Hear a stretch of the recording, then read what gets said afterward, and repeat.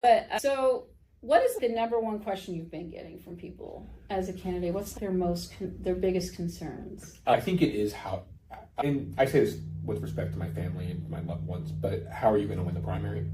Yeah. Especially I know out of the 4 candidates, I'm one of the 2 that are a much smaller platform financially. Yeah. I think I don't want to make anything. I feel like I'm getting ready to break out into a much larger internet. That's my hopes, though. But also, I'm putting I don't have the money to hire a production team to make an ad for me. But I did have for various things.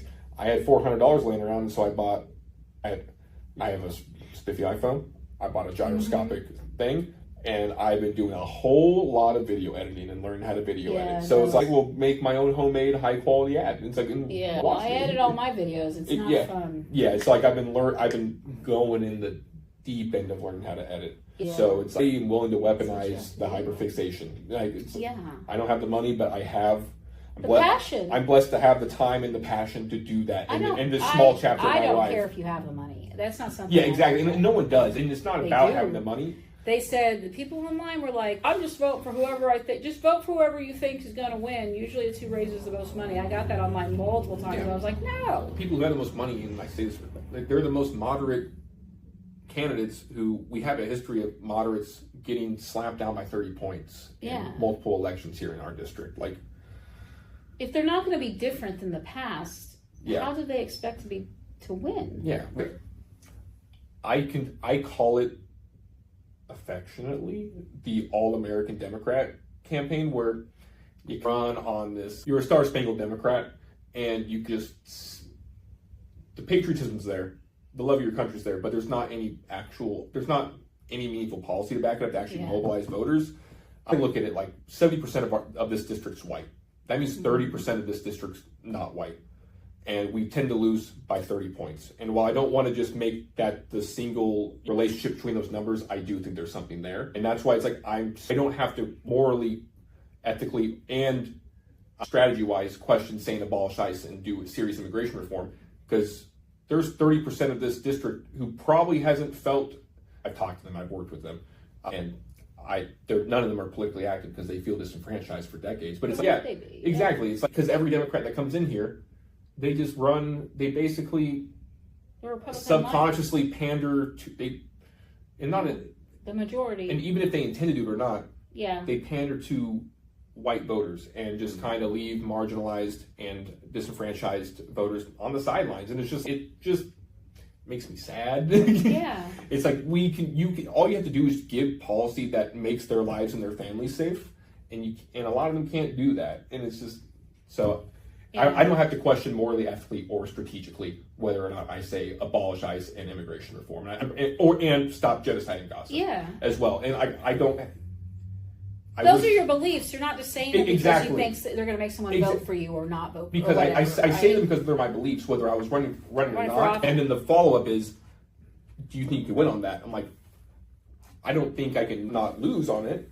That was the right. I'm sure you're going to try. Yeah. It's like, I don't think it's going to affect me in the negative, because as many white voters as I disenfranchise, I'm going to empower a bunch of people who have felt like they had no representation for decades. Yeah. It's like, I'm not gonna. If somebody's already bowing their integrity down, just to run for office, what are they going to do when they get in there? It's like my beliefs are my beliefs, my integrity is my integrity. If you agree with me, I hope you do and you vote for me. But if you don't, it's too bad. I guess that's the second most question I get whenever I tell them, like, oh, what are your policy? And then I tell my policy, and they go, you want to win the district? And so this is why. So that's my second most question that I get. I think you can do it if you can. Like I said, you can do it without money. Yeah. There was she's in Kentucky. Gosh, I'll send you a TikTok. She won the Democrat primary for U.S. House, and she only raised $4,000. That's awesome. That's not even an FEC. No.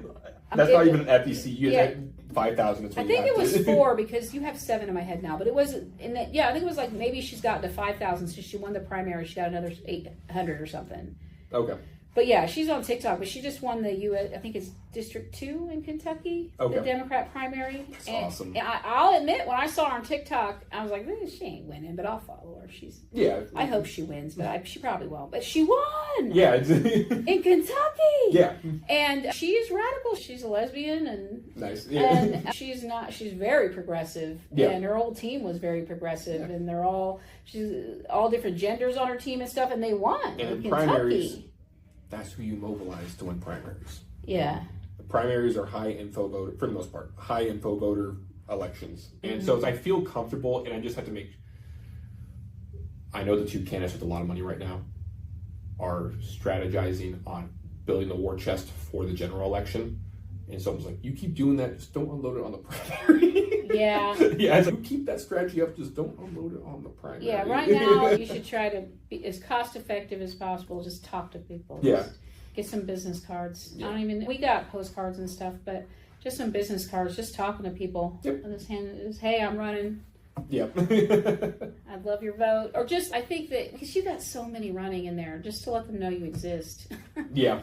That you're even an option, because they may not know, right? Some of them need to even know that there's this many Democrats running or whatever. People are, like you said, they're so disenfranchised. Some of them may not even know there's an election this year for this. And we haven't had a primary. We haven't heard that word in decades. Yeah. There's also a very important reason they need to go vote on these primaries. Yeah. Because of the Supreme Court justice and unaffiliated voters. Yeah, there's extra. Everybody needs to. There's some extra bullet points on our primary election. Everybody needs to go to this primary, whether you're unaffiliated, Democrat, Republican. Yeah. Everyone needs to be going and voting for the primary this year. A lot of important things on there. I'm excited about it. I don't know what time it is. What are we doing? It is. Sure. It is 3:41. Okay. I don't know why it took me so long to read.